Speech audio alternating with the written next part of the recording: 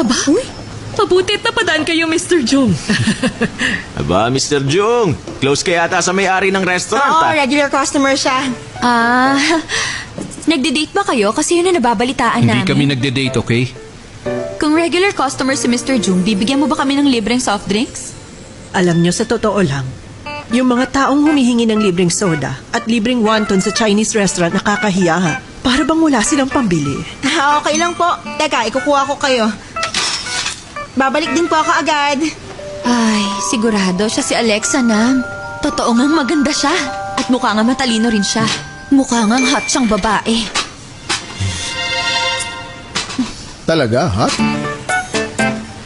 Ano? Panginoong aming Diyos, nagpapasalamat kami sa kabila ng lahat ng ito, pagpalain at pagkalooban ng karunungan ng lahat ng prosecutor sa aming opisina para maparusahan namin at mapanagot sa kasalanan ng lahat ng mga nagkasala sa ating batas. Isang bata ang naghihirap sa mga oras na ito at habang buhay na niyang hindi mararanasang maglakad, ang taong nag-utos sa driver at ang driver ang may kasalanan. Sana maparusahan din ang nag-utos na passenger. Ang hiling ko sana ay pagbigyan niyo, parusahan niyo ang taong tinutukoy ko, Panginoon. Hindi sinasadya ng driver na babangga ang bata. Aksidente ito. Hindi maituturing na kasalanan ng pag-uutos sa driver na magmaneho ito. Sa makatwid, hindi siya maaaring sampahan ng Ang kaso. pagdadrive kapag lasing ka ay magdudulot ng aksidente. At ito ay expected na.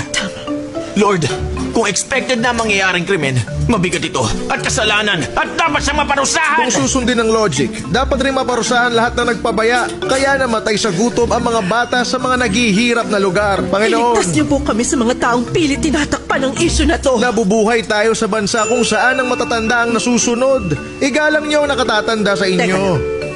Bakit mo isinisingit sa dasal yung paggalang sa nakatatanda? Hindi ba Confucianism yon? Kung pareho ang doktrina, pwede kong banggitin yon. Merong religious reconciliation. Okay, ayusin natin to.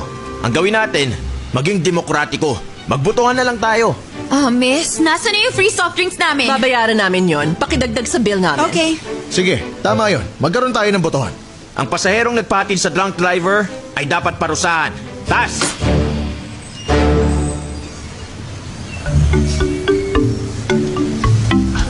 Hindi siya dapat parusahan. Tas! Anong problema, Mr. Jung? Ba't hindi ka bumoto? Nakikita ko na pareho kayo may elements of truth. Kailangan ko muna mag-isip bago ako bumoto. Huwag mong isipin ang iba, magbigay ka ng opinyon at huwag kang duwag sa ganitong pagkakataon. Ano sa palagay mo? Teka, bakit akong tinatanong niyo? Gusto ko lang alamin kung tamang iniisip ko kay Mr. Jung.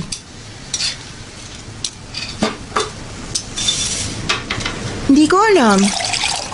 Ang pagdarasal ng mga public official, labag sa polisiya na dapat wala kayong kinikilingan na relihiyon. Alam mo, lahat kaming apat Christians. Sigurado ka? Ano? 20% lang ng populasyon ng bansang to ang mga Kristiyano. Kaya ang possibility ay 0.2 to the fourth power at yun ay 0.0016. Mas mababa pang possibility na makakita ka ng double rainbow. Para na rin imposible. Isa sa inyo ang tinatago ang totoong relihiyon niya dahil natatakot siya sa boss niyo. At yung taong tumatangging mapabilang sa relihiyon niyo, yun ang taong may conviction. Hindi niya iniisip